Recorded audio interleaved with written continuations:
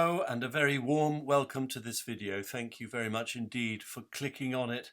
Before I get to the meat and purpose of the whole thing, could I prevail upon your patience and kindness to advertise this extraordinary bibliographical rarity? It consists of 3 beautifully produced hardback volumes of essays containing the real best of Oxfordian research essays over the past 20 years that were published in the De Vere Society newsletter by some of the finest Oxfordian scholars of, as I say, of the last 2 decades. The edition is a limited edition of 300 numbered copies, so there aren't that many around. They're just hot off the presses, and you're going to have to move quite quickly if you want to get one. And the way to buy one is you need to go to the De Vere Society website, which is deveresociety.co.uk, and click on the shop, which is in the top right-hand corner of that page. And there you'll find, obviously, the shop, which opens up, and it's the first thing on it, the Great Oxford box set, limited edition. And then you click on that, and the rest should be pretty obvious. If you've done any online merchandising buying before, you just go through the thing and it will be sent in a very nice box to your home. As I say, you can't dilly-dally about this. I have on this channel, I think, nearly 17,000 subscribers, and as I say, there are only 300 of these wonderful, beautifully produced editions. So get your skates on, and I hope you're lucky in managing to get one of those 300 copies. Okay, to the main meat of what I want to present to you today. A speech that I gave last month at the Charterhouse, a beautiful Tudor building in the very centre of London, which was once the home of Edward de Vere's cousin, the executed Duke of Norfolk. It was part of a conference presented by the De Vere Society in conjunction with the Shakespeare Authorship Trust. The conference was called To Seek the Light of Truth, Mysteries of the First Folio. Of course, it's the 400th anniversary this year of the publication of Shakespeare's first folio, so the whole thing was about that. My speech was particularly concerned with Ben Jonson's Encomium to Shakespeare that appears in the first folio, an 80-line poem. I had assisting me the actors Derek Jacobi, Annabel Leventon, Costa, Chard, and Richard Clifford, who read out the poem in between my commentary on it. I very much hope you'll enjoy this. It has lots of interesting material in it. I have to warn you, though, that my appearance is not terribly prepossessing. I've been injecting myself with something disgusting called chemotherapy to try and push back prostate cancer, which is inoperable and has spread into my bone. So I do look like the ghost of Hamlet, or even worse. Please forgive it, please ignore it, please listen to what I'm actually saying, because I think there, as I say, some very interesting material in this talk, and the purpose of the talk is to show how Ben Jonson knew exactly who Shakespeare was. One other quick word of warning before we get going is that I'm going to interrupt the speech very briefly, just to add something that in my exuberance I forgot to add on the day, but it is an important point, important enough for me to want to interrupt the speech and say it. So that's all I'm going to say in preliminaries. I hope you enjoy this talk, and as I say, thank you very much indeed for joining in with it. I want to talk today, as I say, about this wonderful, wonderful poem, the most beautiful poem in my view, practically in the most powerful poem in the English language, to the memory of my beloved the author. It's the biggest poem in the prefatory material by Ben Jonson, and I'm going to give it an unapologetic Oxfordian spin. I hope that those of you who are not Oxfordians will forgive me and listen at least with an open mind, and if you can take things away that suit your candidate, very well. If you can't, as I said at the beginning, come and join the De Vere Society, because that's what we're there for. Okay, so I think to understand Ben Jonson at all, you have to know that he is a big player of double meanings, numbers, and classical allusions, and those are the 3 things I'm going to point at. I have written a long and fulsome essay on this poem, and I go through every part of it. There isn't time for that now, so I'm just going to bring some highlights. This copy of peer-reviewed journal, The Scientific Exploration, is available. There are some copies there if you want to buy them. But as I say, I'm just going to pinpoint some highlights today. double meanings, numbers, and classical allusions, and an understanding of Ben Jonson, who was a very wily fox, to say the least. He was known by his contemporaries Jasper Mayne and William Cartwright as the Prince of Numbers and Great Soul of Numbers. And we're going to explain the relevance of numbers. I know that some of you are aware that numbers was a word that could be used for verses, but it goes much deeper than that. And the actual connection to numbers themselves hold very deep meanings. We will come to it. He was also known as Horace II by Thomas Dekker, our English Horace, Horace of our times by his contemporaries. So he absolutely loved Horace, and in his play, Poetaster, he even cast himself as Horace. And again, I would say if you don't understand numbers or the connection of numbers of the poem we're about to talk about, and you don't understand the connection to Horace, then you're simply skim reading this poem, because you need to understand what he's banging on about to get to the bottom of it.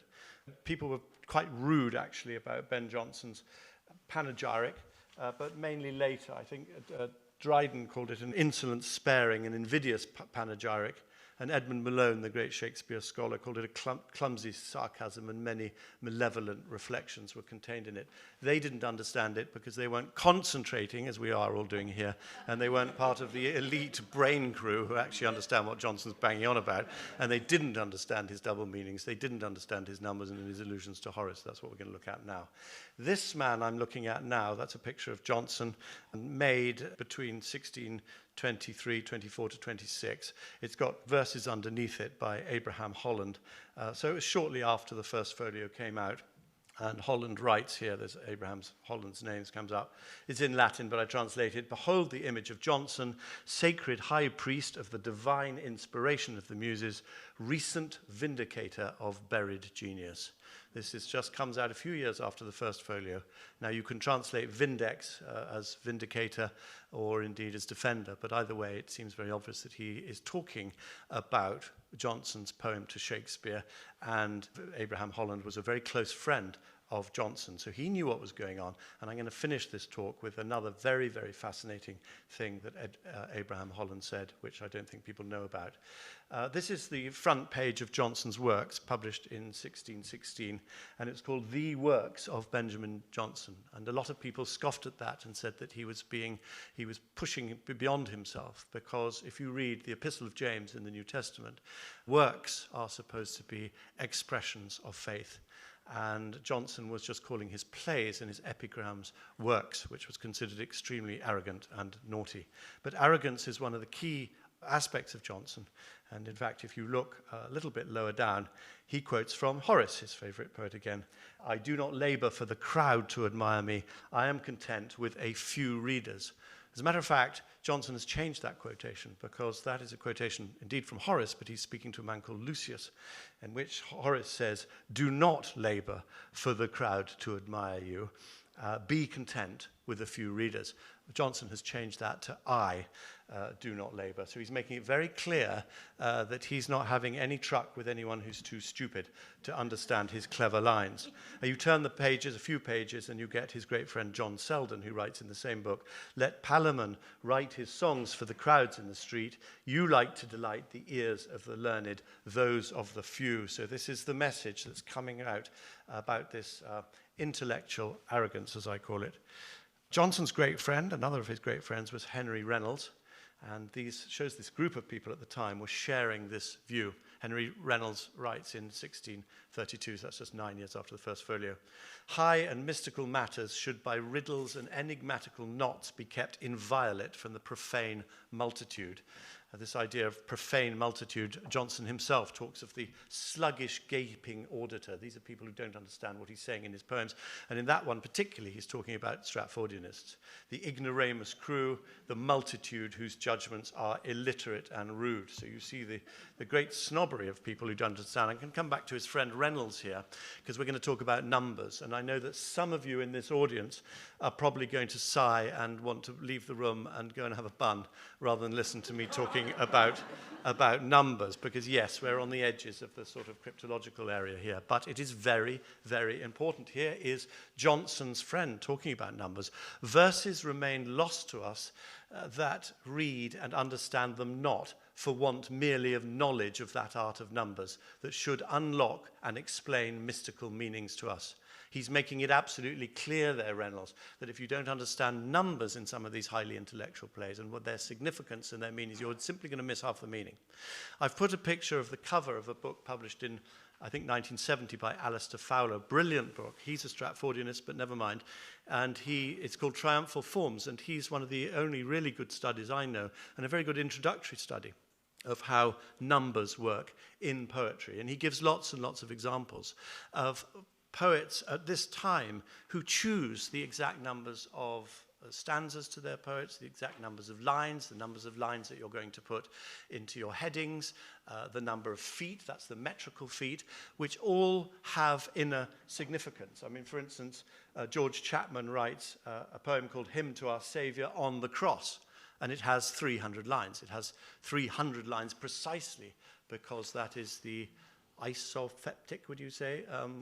Gematria, I use the word gematria, but in Greek it's isopsophy. The number of tau, which is the cross, which is 300. And that's why he does it. So the significance of the number to the subject matter is very clear. So I want to look at Jonson's poem with a view quickly to numbers, and you're going to see how numbers work and how specifically. So we start with a title, which is precisely 17 words long. And then he has, underneath that title, precisely 40 rhyming couplets. Now, 1740 might not mean anything to some of you there, but I can assure you there is now a scholarly industry that is now researching this extraordinary matter of 1740. And you'll find it in many references to Shakespeare. I put a list of, I won't read them through, but those are a list of contemporary or near contemporary writers writing about Shakespeare, and of course about the Earl of Oxford, these numbers 1740. What's it all about? Well, as far as I can get to the bottom of it, in 1570, John Dee, in his famous preface to the works of Euclid, writes this paragraph: "May we be led upward by degrees, so informing our rude imagination towards the conceiving of numbers absolutely, that at length we may be able to find the number of our own name gloriously exemplified and registered in the book of Trinity, most blessed and eternal." Now, Edward de Vere found the numbers of his own name, connected it to the Trinity in the numbers 1740. And I'm not going to explain it here because we must get on with this poem because it's a long poem. We're going to read it in 4 sections. But I've put online a video lecture called The Incalculable Genius of John Dee. And I explain in that very precisely and very exactly how Edward de Vere chooses the number of his own name to be 1740. So I'm not going to tell you why he chooses that name or how he chooses it. I'm just going to show how attached he is to it. Here is his rather amazing signature, which you can see is rather precise in some weird details. If you look at the very center of it, he's using the spout of the D and the O of Oxenford to get the number 10. Then you have what the Tudors used for their plus sign at the end of a line, and you follow that line along and you get precisely 7 dashes. So 10 plus 7, we all know, is 17. If you look to the top of the signature, he has 4, what would be the raised pearls on an earl's coronet. It's always the same, always 4 dots. Actually, an earl's coronet usually when displayed has 5 dots, but he always uses 4. And underneath that, you have an M for multiply. The multiply sign that I've just done there, the one that we're all used to from school, wasn't invented until 1631 by William Orchard. So in those days, they said multiplicare or multiply. So 4 multiplied by 10 obviously is 40. So there you've got embedded your 1740 in his signature. And I've also put something up online to show how in Oxenford, as opposed to Oxford, there are 3 more ways that 1740 are embedded, but I won't go into them now. Very important to Edward de Vere. Of course, if you're Edward de Vere and you want to have a pseudonym, then what are you going to want to do most of all? You're going to want to reflect your magical number that connects you to the Holy Trinity in your pseudonym. So we have there the double V, and notice how those V's don't even touch. Actually, a W was known as a double V in those days, not as a double U, and there was no double V or W in Latin. And using Latin gematria, I've put a list of it underneath there, where A is 1, B is 2. Now, please, everybody who's not doesn't understand this, don't just think that's babyish and it's silly and it's irrelevant. It absolutely is not. People in those days believed very strongly that God created the world using letters and numbers.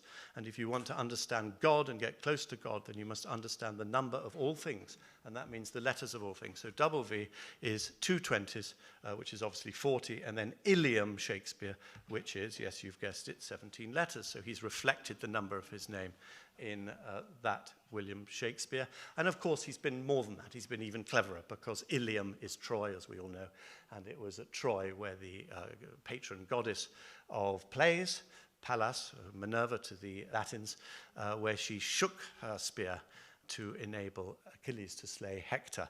So it's a perfect allusion to the patron saint of playwrights, and also the double V, which is Vere's motto, Vero nihil verius. It's even got the nothing in between it. Actually, I have a seal ring of the Veres right here, which has a V on one side and a V on the other side, and of course a big naught in the middle, Vero nihil verius. And as we know, many of us know, Edward de Vere signed himself off in a pamphlet of one of his servants, John Lilly, yours at an hour's warning, double V. At an hour's warning, of course, is exactly 17 letters, and double V gives you your 40. So he's signing himself off, yours 1740.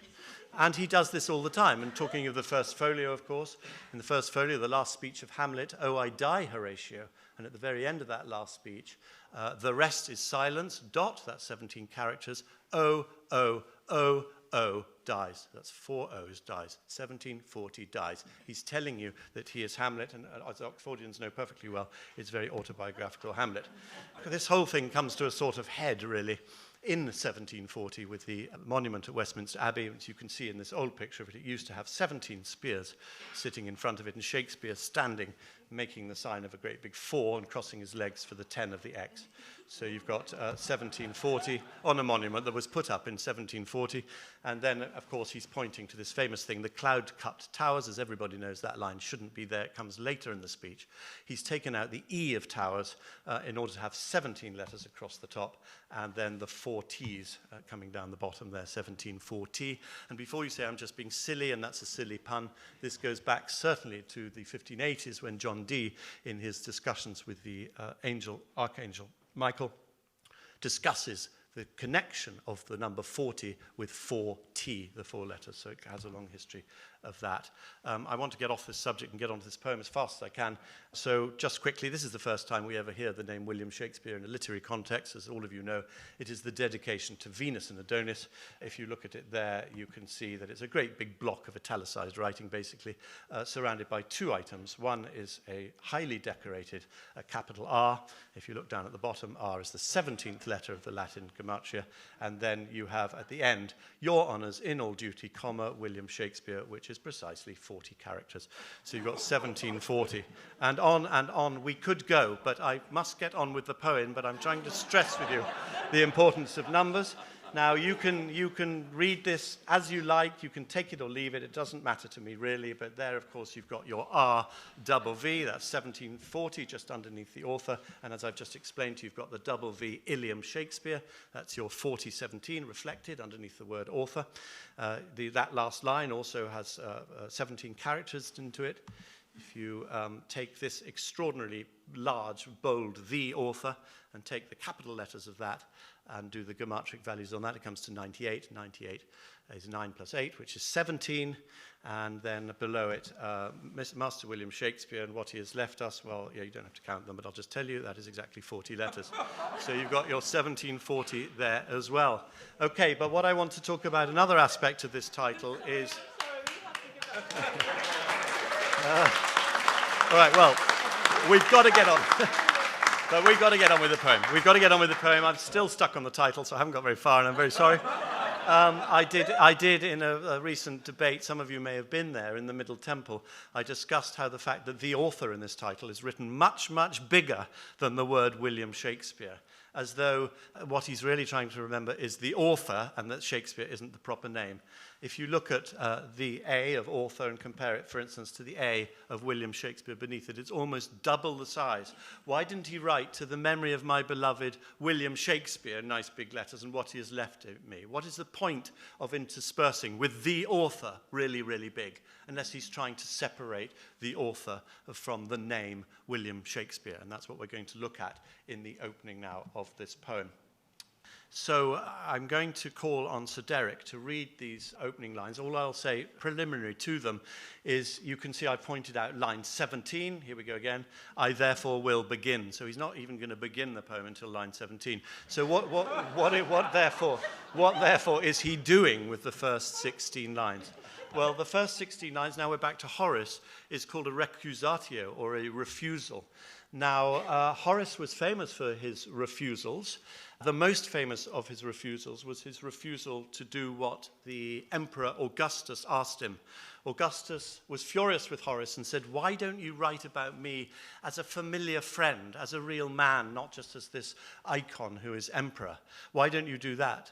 And why don't you also, while you're doing it, mention a brilliant military victory I recently had?" And Horace then writes the epistle to Augustus, which is in verse, in which he refuses to do the military defeat. And he says, "I won't talk of you of a familiar man either, because that will only cause jealousy." Instead, he bangs on about plays and discusses early plays and late plays and comparing them. So that is the refusal upon which he's writing this. Now, Derek's going to read it, and you can decide for yourselves what you think that Ben Jonson is refusing to do in these first 16 lines. To the memory of my beloved, the author, Mr. William Shakespeare, and what he hath left us. To draw no envy, Shakespeare, on thy name, am I thus ample to thy book and fame, while I confess thy writings to be such as neither man nor muse can praise too much. 'Tis true, and all men's suffrage, but these ways were not the paths I meant unto thy praise. For silliest ignorance on these may light, which, when it sounds at best, but echoes right. Or blind affection, which doth ne'er advance the truth, but gropes and urgeth all by chance. Or crafty malice might pretend this praise, and think to ruin where it seemed to raise. These are as some infamous bawd or whore should praise a matron. What could hurt her more? But thou art proof against them, and indeed above the ill fortune of them, or the need. I, therefore, will begin.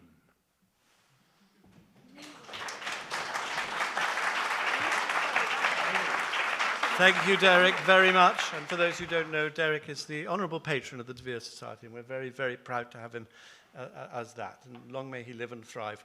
Beautifully read. So, what is Jonson refusing to do? To draw no envy, Shakespeare, in brackets, on thy name. Well, as we all know, praise and envy always go hand in hand. He is not going to praise Shakespeare's name, which is why he shoves it into brackets there. But these ways were not the paths I meant unto thy praise. What will happen? What will go wrong if he praises Shakespeare's name? Well, he gives three ideas of what's going to go wrong, and they connect very much to those famous three monkeys. You know, hear no evil, see no evil, speak no evil, because they deal with those three things. The first, he says that those of silliest ignorance will simply mistake a real sound for an echo. The second, those of blind affection will just end up groping in the dark in search of truth. Now, both these statements of Jonson's are about truth. the silliest ignorance. And of course, he mentions the truth about groping blindly. In a later work, in his Discoveries, he writes, "Ignorance is the darkener of man's life, the common confounder of truth, with which a man goes groping in the dark, no otherwise than he were blind." He's almost tipping us off there to what he wrote about Shakespeare in the first folio. The third reason he gives why he's not going to praise Shakespeare's name concerns craft and malice, saying that those of crafty malice will build up the name of Shakespeare deliberately, because they know it's not his name, in order to sink the real author. And once again, he gives a clue to this in his later work called Discoveries. Without truth, there you go again, all the actions of mankind are craft, malice, or what you will, rather than wisdom. Okay, a brief interruption of myself here to make a point that I should have made in this speech, where I'm concentrating more on not being over-exuberant and overexcited. So Jonson, as I have shown, gives 3 reasons why he will not praise the name Shakespeare, and all 3 of those reasons are connected to truth. And of course, if you are looking for the true name of the author, a name that will get you closer to the truth than Shakespeare, well, that name is, of course, Vere. And if you look at this poem that Edward de Vere is thought to have written to his wife when he thought she was lying to him back in 1576, you can see how many Vere words, veram, vero, vera, vera, are included. Translates, of course, into English. Words of truth are fitting to a Vere, lies are foreign to the truth, and only true things stand fast.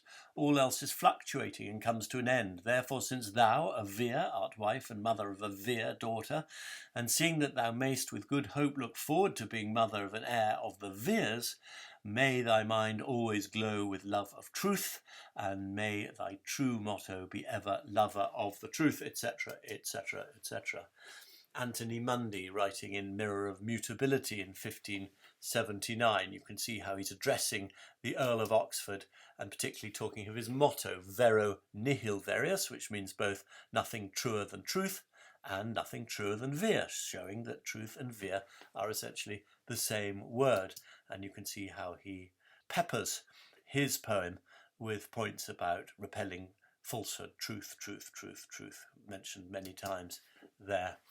This is something published in 1578 by the Cambridge Don Gabriel Harvey.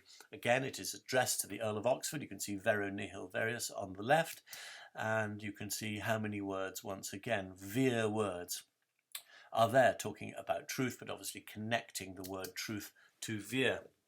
Is this a picture of Vere? Truly nothing is truer, nothing truer than this. That's its merit and his, for his name embraces truth.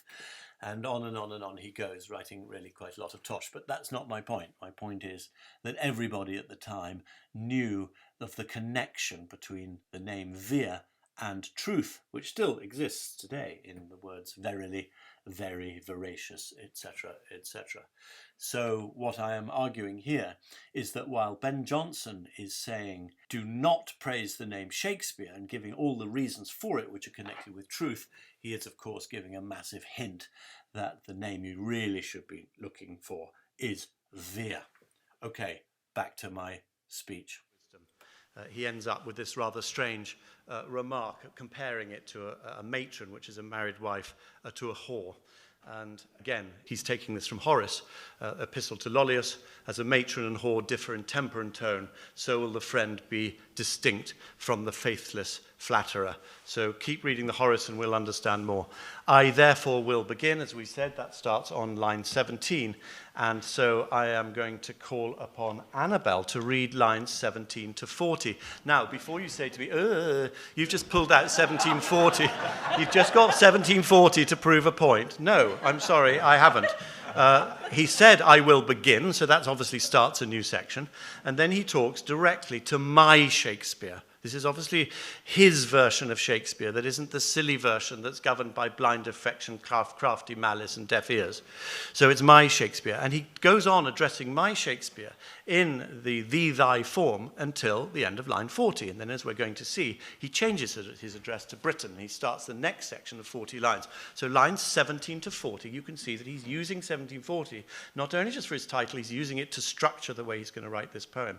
And we're going to understand why, because he understands 1740 1740, just as Hamlet does, to mean Edward de Vere. Okay, let's have Annabel reading 1740. Oh my God. To be on stage with this guy. Soul of the age, the applause, delight, the wonder of our stage, my Shakespeare, rise. I will not lodge thee by Chaucer or Spencer, or bid Beaumont lie a little further to make thee a room.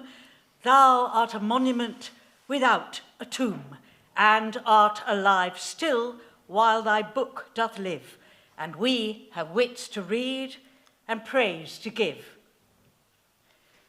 That I not mix thee so, my brain excuses, I mean with great but disproportioned muses.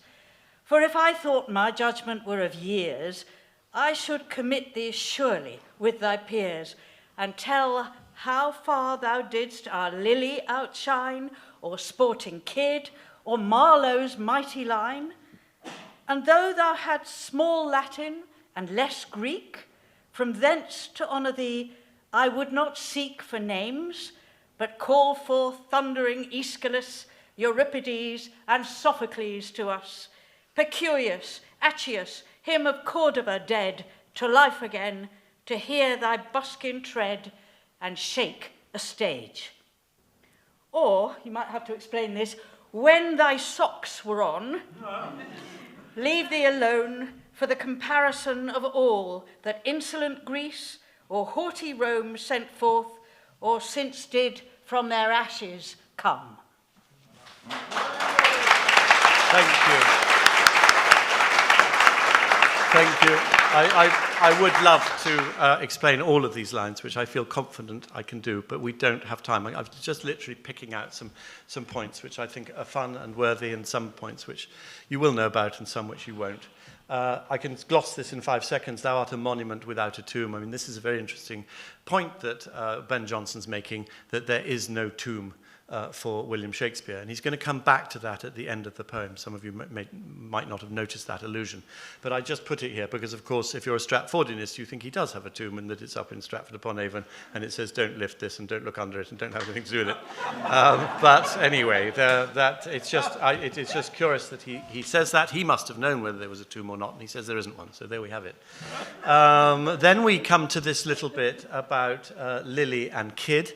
Now, Oxfordians have often pointed out that Marlowe, Lily, and Kyd don't appear to have written any plays, really, after 1593, which is when the name Shakespeare first appears. In fact, they are considered to be playwrights of the 1580s. The 1580s, of course, when the Earl of Oxford was the most powerful man in British theatre, because he was the patron of about 6 different theatre companies, and that he was also, we know, hiring John Lilly as his secretary, and also Anthony Mundy. There's no other person like him who seems to be multiple playwrights around his table.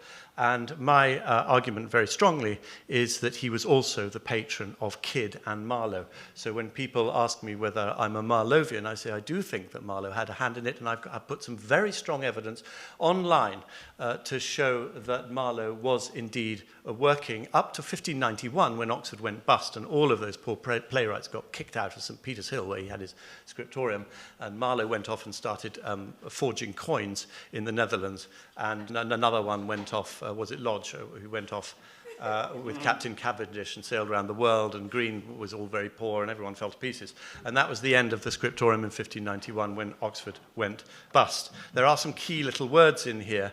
You see Lily, Marlowe and Kyd, he outshines them. Who outshines whom? The sun is the outshiner of people. The sun, of course, is Apollo. He is the patron. So we are talking about Vere here, I believe, as patron, and they as disproportioned muses. Who do the muses all dance around? The little muses. They dance around Apollo. They are the servants of Apollo, all 9 of them. So there are little clues right here to say we're talking about Shakespeare as a patron. And we're going to see in the next bit of reading, and all the muses still were in their prime when, like Apollo, he came forth to warm our ears, or like a Mercury to charm. I put next to that picture of Edward de Vere Won't read it out, but you can see there's a list of contemporaries there who all likened him to Apollo or said he was Apollo in some way or another. This Apollo baton, I give it to the Baconians after Oxford died, was picked up by Bacon. But Bacon and Oxford are the two people who are most likened to Apollo, and they were never likened at the same time. It was Oxford first, and then Bacon when he got his scriptorium running. This picture, there's been squabbles about it for many years, saying portrait of an unknown man holding a hand. Well, I mean, we started unravelling this a long time ago, and it's now beyond any doubt that this is the Earl of Oxford. He's got a hat with feathers on it, symbolising his connection to Mercury, and he's holding the hand of Apollo.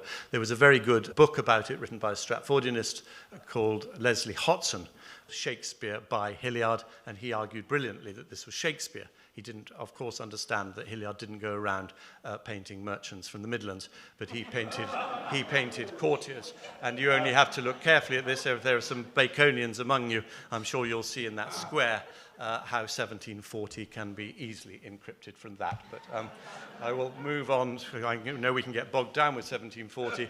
I put online.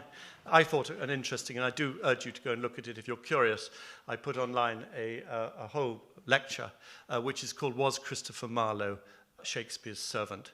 And I give all the evidence in that, and I think it's extremely compelling.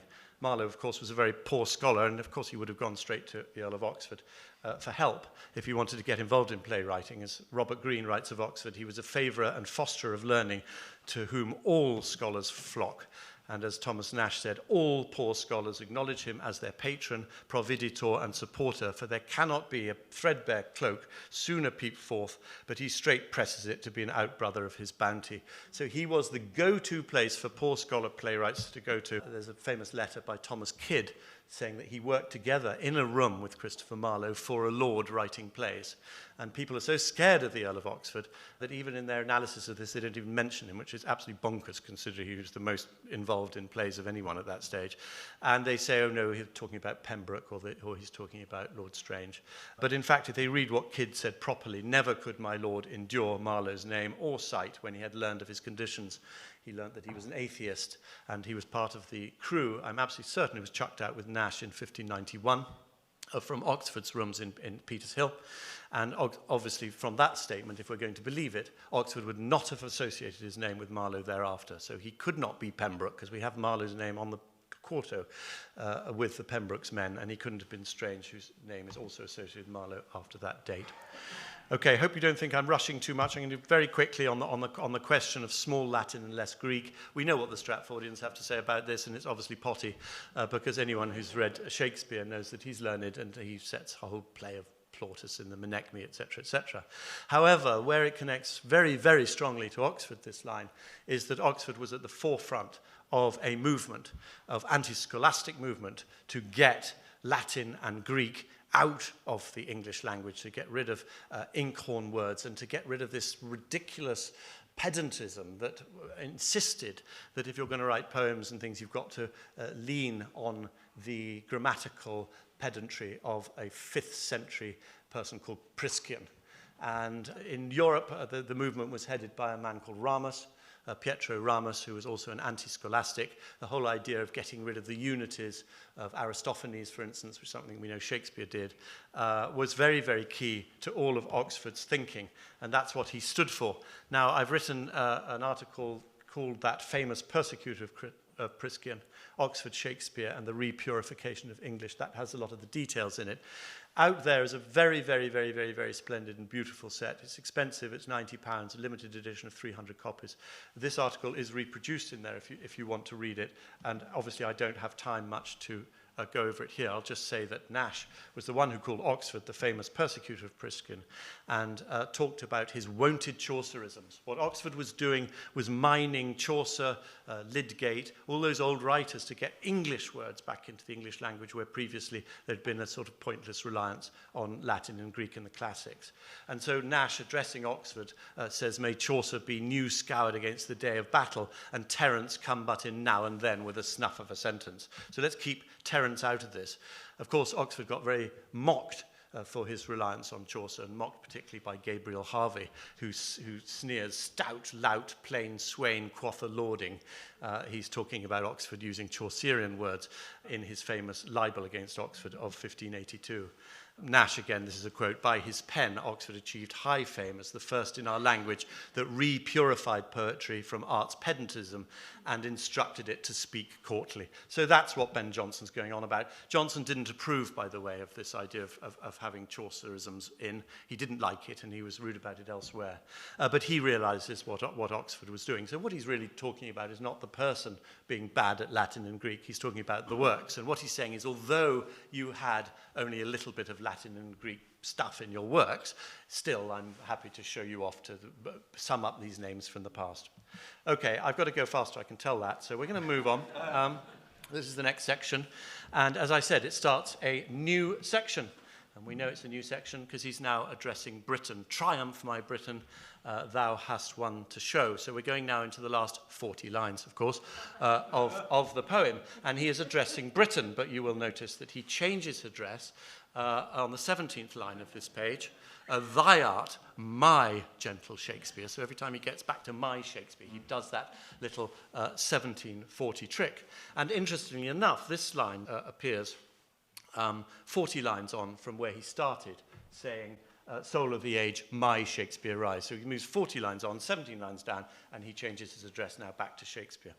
I think we all know this, really. My gentle Shakespeare. Stratfordianists will say, if he picked up a vase, he was very careful not to drop it or something ridiculous. But no, you only have to go to the Oxford English Dictionary. Gentle means well-born, belonging to a family of position, originally used synonymously with noble. Thank you very much. Okay, let's hear these lines, which Costa's going to read to us. Section. "Triumph, my Britain, thou hast one to show, to whom all scenes of Europe homage owe. He was not of an age, but for all time, and all the muses still were in their prime, when like Apollo he came forth to warm our ears, or like a Mercury to charm. Nature herself was proud of his designs, and joyed to wear the dressing of his lines, which were so richly spun, and woven so fit, as since she will vouchsafe no other wit. The merry Greek, tart Aristophanes, neat Terence, witty Plautus now not please, but antiquated and deserted lie as they were not of nature's family. Yet must I not give nature all? Thy art, my gentle Shakespeare, must enjoy a part. For though the poet's matter nature be, his art doth give the fashion, and that he who cast to write a living line must sweat, such as thine are, and strike the second heat upon the muse's anvil, turn the same, and himself with it, that he thinks to frame, or for the laurel he may gain a scorn, for a good poet's made, as well as born, and such wert thou.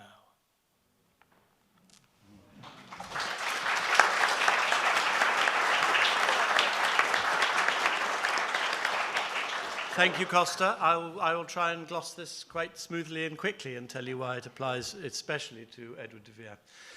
What you hear here is a bit of an argument about nature versus art. Art, of course, from which the word artifice comes. That's the craft, the effort, the skill, all the thought and the hammering away at it to make it good. The nature, if you like, could be the genius, but he talks about nature's matter is the subject of poetry, i.e. everything in the world, and not just talking about trees and fawns. Anything that poetry writes about is effectively writing about nature. But art is what makes a great poet, and this was absolutely fundamental to the philosophy, the aesthetic philosophy of Edward de Vere, and it was very well known at the time because he published it in, well, as we know from Bodenham, all his poems were published under other people's names, so we know that from 1600, but we're not talking about a poem, we're talking about a preface that he wrote in Latin to a book called The Courtier by Baldassare Castiglione. And in that preface, he talks about this very subject. He talks about art versus nature. And he has a very specific philosophy, Oxford. He says that by your art, through your effort, He says you can surpass others, and by surpassing others, you will surpass yourself. And when you surpass yourself, you will be able to surpass nature.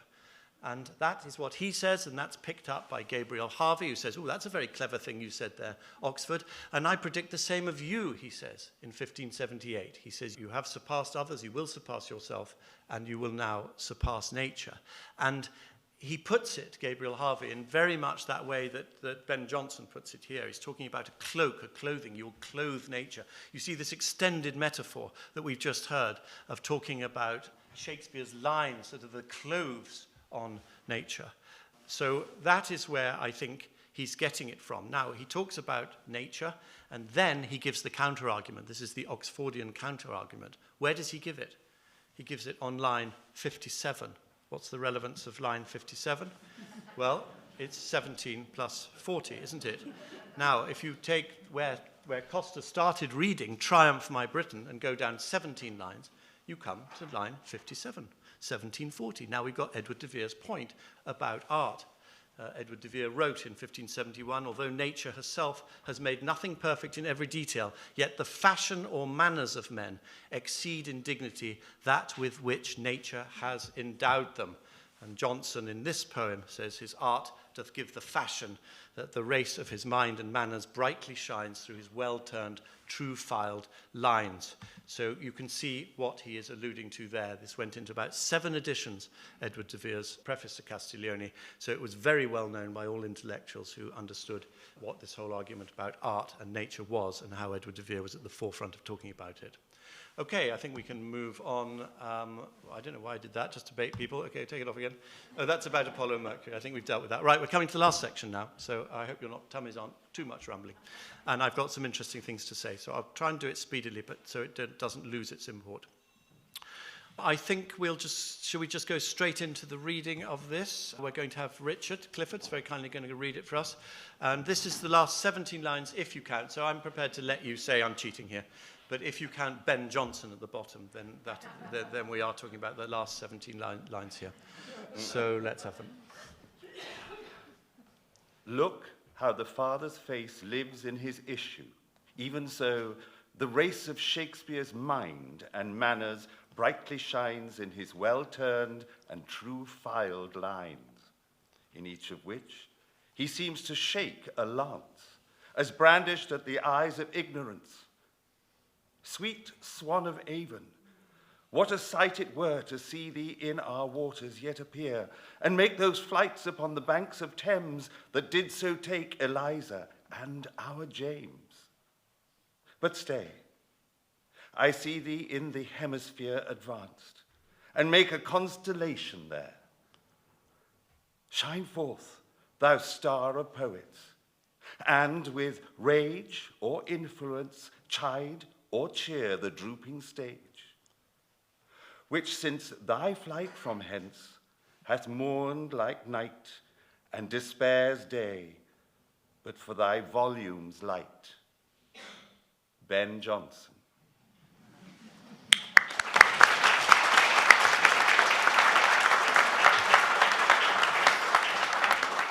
Wonderful, thank you, Richard. Just a few things I want to say about this. I think there's a double meaning going on here. We talked about double meanings. We can come to another big one in a second. Look how the Father's face lives in his issue. Now, those of you, a lot of readings of the sonnets, when he uses the word lines, he's sometimes double meaning and talking about hereditary lines. When he used the word, to Oxfordians, I apologize to the rest of you, but sometimes when he uses the word verses, he's punning on veers.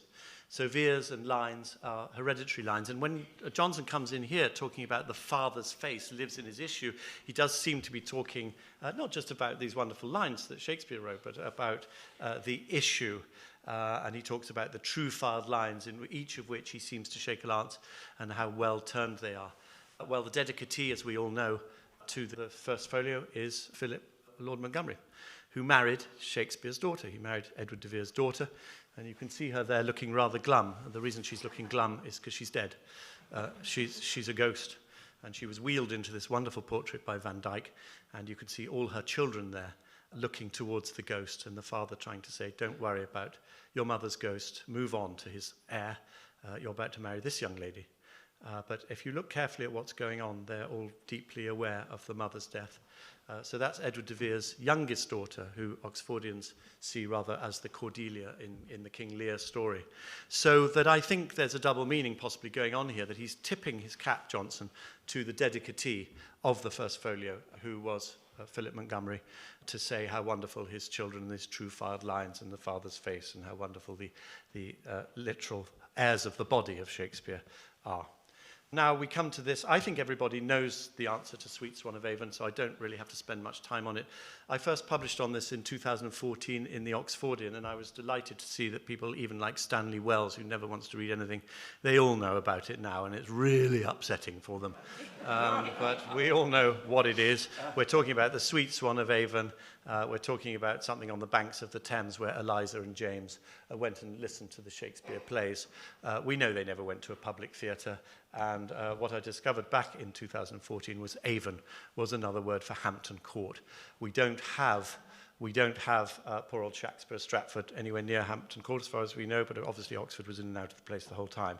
If you look at Ben Jonson's great teacher and the person he looked up to so much, he writes about Hampton Court in his book called Britannia, very famous book.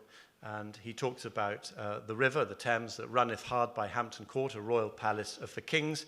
And then he gives a quotation from Leyland, the antiquarian poet. A stately place for rare and glorious show there is, which Thames with wandering stream doth douse. Times past by name of Avon men it knew.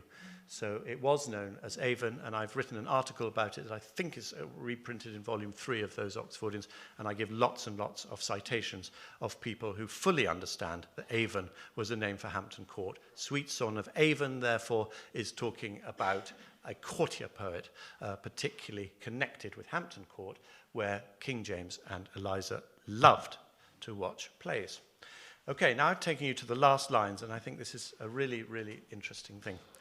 He says that Shakespeare is made into a constellation, and many scholars have said, well, that constellation has to be Cygnus, because it appears in the very same sentence as Sweet Swan of Avon, and the only constellation in the sky to do with the swan is, of course, Cygnus. And that makes a lot of sense. In point of fact, there is the Cygnus in an old map. I can draw it out for you. And once again, we're going back to Horace. And again, the learned few, the clever ones, not the gaping auditors, the ones who bother to look at the Horace, will see why Jonson decides to bring up this metaphor. Horace writes one of his odes called The Poet Prophesies His Own Death. He's writing about his own death and immortality as a poet. And he writes, on no common or feeble pinion shall I soar through the liquid air, a poet still, nor linger more on earth. Even now the wrinkled skin is gathering on my ankles, and I am changing to a snowy swan above, and o'er my arms and shoulders is spreading a soft plumage. Restrain all clamour and forego the idle tribute of a tomb. So there again is your second allusion to the fact that he has no tomb, that this writer Shakespeare is transformed, as a great poet would be, as Horace was, to a swan, the constellation of the swan in the sky without a tomb. Now here's the very odd thing about this, is he calls him a constellation, and in the very next line, Jonson calls him a star. And that's bizarre. I mean, how can you be a star and a constellation? A constellation is, by its definition, a set of stars. And Jonson wasn't stupid, so let's please not say he just made a mistake. He wasn't thinking, he wasn't concentrating. He was concentrating very hard indeed, and I'm going to show you how he was concentrating.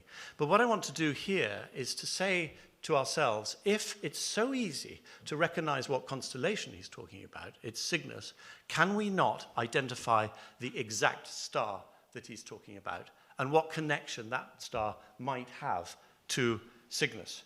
Now, we're only left with 4 lines of this poem, and I'm going to show you that you can identify the exact star of the billions of stars that are up in the sky that he is actually talking about right here. So what have we got to work with?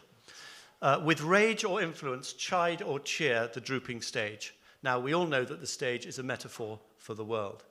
All the world's a stage. Shakespeare didn't invent that. He got it, it goes right back to Pythagoras. So let's take stage to mean the world. So we're looking for a star that can influence the world, criticize or influence the world. What else have we got? Since thy flight from hence, that means since your death, Shakespeare, this star has appeared tinkling away up in the night sky. So the new star has to have appeared shortly after Shakespeare's death. And what else do we have? We have, had it not been for the light of this star, we would have had miserable nights and miserable days. That tells us something very important, doesn't it? It tells us that this star was visible both by night and by day. Well, there aren't that many stars that are visible by night and by day. And I'm now going to just throw an extra thing in for good measure, which is this star, at least in Jonson's mind, had to have some connection with Cygnus, because he's just connected it to Cygnus. It doesn't mean it's a star within the constellation of Cygnus. So I'm going to start with that. Here is a picture that Ben Jonson knew very well indeed, because he describes it in detail in a masque he wrote called The Fortunate Isles. And it's a Rosicrucian thing, and I don't need to go into most of the details. Let's just look at the top of it, the top of this picture. You can see top left and top right, there are two stars, are there not? One of those stars, that's the one on the right, seems to pass through a swan, Cygnus, and the one on the left passed through the constellation of Ophiuchus, also known as Serpentaria, as the man holding the serpent. And you can see the rays coming down, influencing mankind with the word vide armini on them, both of them, which means may you be seen, may you be perceived. And you will notice just beneath the snake of Serpentaria the date 1604. Now, some of you might know that the Earl of Oxford died in late June 1604 and was buried in July 1604. Less than 3 months later, a new star appeared in the sky. And that star is known as Kepler's supernova, or SN 1604.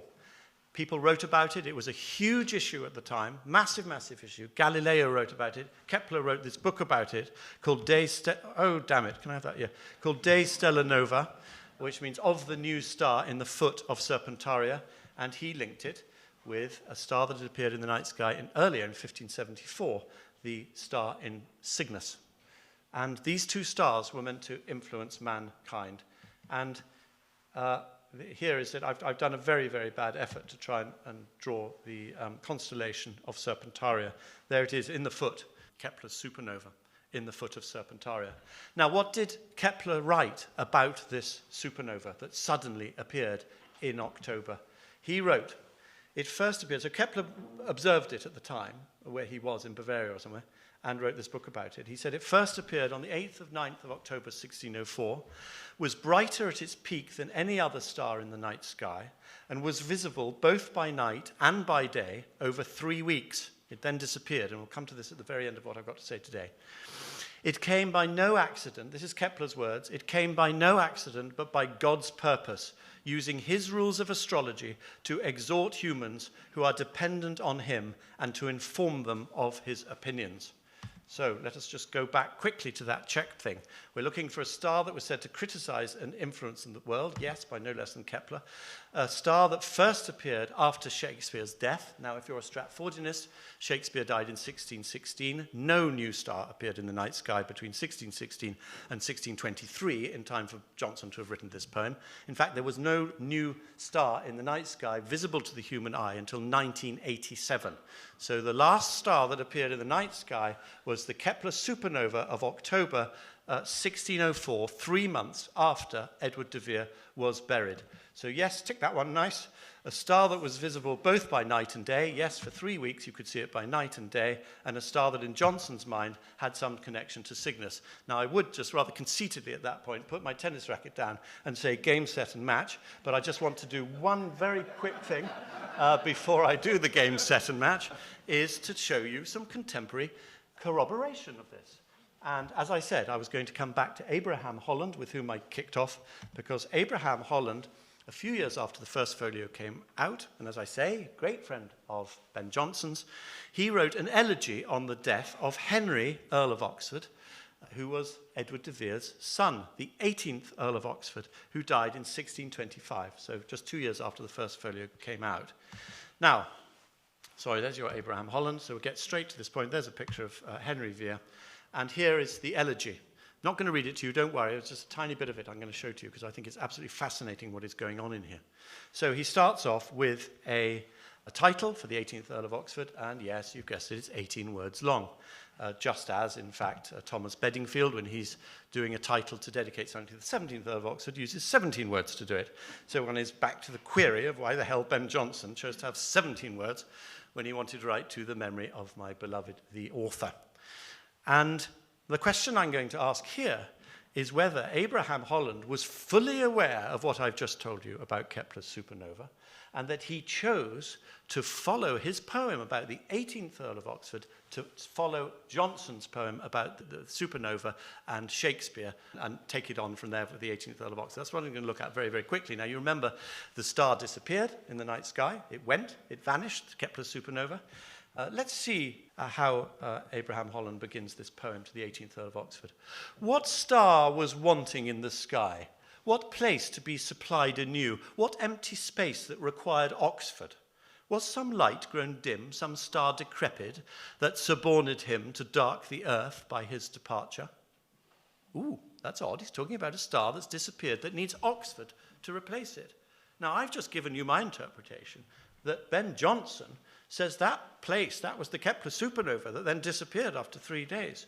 We just go on just a tiny bit. Now, remember how odd I said it was that Ben Jonson compares Shakespeare to a constellation, and in the very next line he calls him a star. What a rum thing to do. How peculiar.